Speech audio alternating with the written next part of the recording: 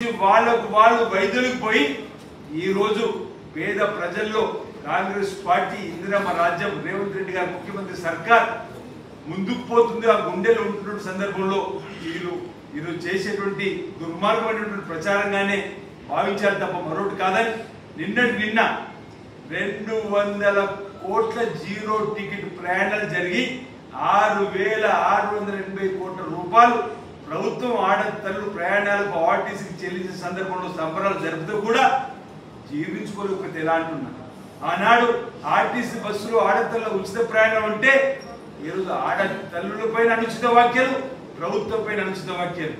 ఈరోజు రైతు రుణమాఫీ 25,25,000 మంది చేస్తే మీ హయాంలో పావులా ఈరోజు మేము 1 టోకెన్లో 2 లక్షల రుణమాఫీ చేసి 9 రోజుల్లో 9,000 కోట్లు రైతు భరోసాను ఇచ్చేటువంటి సందర్భం చేసి గృహజ్యోతి 200 యూనిట్లు ఉచిత కరెంట్ అందజేసి అసలు మీ హయాంలో 10 ఏళ్లలో 10 రేషన్ కార్డులు ఇవ్వలేరు. మీరు 2014 తర్వాత పెళ్లి కాబట్టి కోడలుగా ఇంట్లో అడుగు పెడితే ఆ కోడలు పేరు కూడా చేర్చలేని మీరు రేషన్ కార్డు 10 ఏళ్ళుగా కళ్ళు కాయలు చూస్తున్నారు.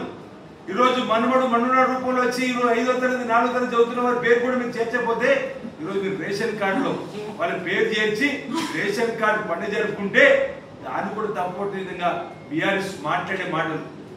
ఈరోజు ఇందిరామిల్లు డబుల్ బెడ్రూమ్ ఆశ చూపించి మీరు అధికారంలోకి వచ్చి 10 ఏళ్లలో ఏ ఒక్క గ్రామంలో కూడా ఒక డబుల్ బెడ్రూమ్ ఇవ్వని సందర్భం మీరైతే ఈరోజు నియోజకవర్గాన్ని 3,000 ఇళ్ళు ఇచ్చి ఈరోజు సన్నబియ్యం ఆలోచన లేదు మీకు.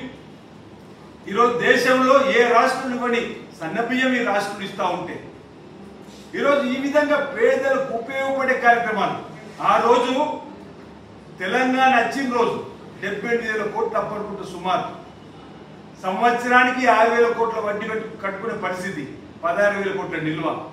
కేసీఆర్ అనేక సందర్భాలు ఉన్నాడు మన ధనిక రాష్ట్రం అని, కానీ ఈరోజు అప్పుల రాష్ట్రం చేసిపోతే 8 లక్షల కోట్ల అప్పుకు ఆనాడు ఏటా 6,000 కోట్లు కంటే వడ్డీ రోజు నెలకు 6,000 కోట్లు కంటే పరిస్థితి ఉన్నా ఈరోజు పాత ప్రభుత్వం ఉన్న ఏ స్కీమ్ రద్దు చేయకుండా కొత్తగా ఇన్ని స్కీములు రన్ చేసుకుంటూ ముందుకు పోతున్న ఈ ప్రభుత్వాన్ని అభినందించాల్సింది పోయి అసెంబ్లీ నడిస్తే ప్రతిపక్ష నాయకుడు రాడు, అసెంబ్లీ నడుస్తూ ఉంటే ఇచ్చిన సమయాన్ని ఈ ప్రభుత్వాన్ని శాపనార్థాలు పెట్టడానికి కోసం చేసే ప్రయత్నం తప్ప ఈ ఒక్క సూచన చేసే సందర్భం లేదు. హిస్టారికల్ మూమెంట్ అయినటువంటి బీసీ బిల్లుని రోజు ఆమోదింపజేసుకున్నాం, ఎస్సీ కేటగిరీకి సంబంధించినటువంటి బిల్లును ఆమోదింపజేసుకున్నాం, భూభారతి బిల్లును ఆమోదింపజేసుకున్నాం. ఈ విధంగా అనేక ప్రజలకు ఉపయోగపడే కార్యక్రమం చేస్తే ప్రతిపక్ష నేత రాడు, సభలో పాల్గొనడు, చర్చలో పాల్గొనడు. ఈ విధంగా ఈరోజు బీఆర్ఎస్ పార్టీ తీరు కనిపిస్తా ఉంది. ఏదేమైనా ఈరోజు ప్రజలకు ఇచ్చిన హామీల్ని అమలు చేసి మేము ముందుకు పోతాం. ఈరోజు ఫోన్ ట్యాపింగ్ సంబంధించిన అంశంలో వాళ్ళ కంటిన్యూ మకిలి దొంగ అన్నట్టు ఉన్నటువంటి సందర్భం ఏదుందో ఇది ప్రజలు గమనిస్తున్నారు.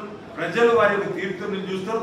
ఈ టెలిఫోన్ ట్యాపింగ్ విచారణలో సూత్రధారులు, పాత్రధారులు ఎవరైనా చట్టం తప్పనిసరిగా వారిని శిక్షిస్తుంది. ఇక రాబో రోజుల్లో ఇంకా మేలైనటువంటి పరిపాలన అందిస్తుంది ప్రభుత్వం ముందుకు పోతే చెప్పే సందర్భంగా తెలియజేస్తా ఉన్నాం.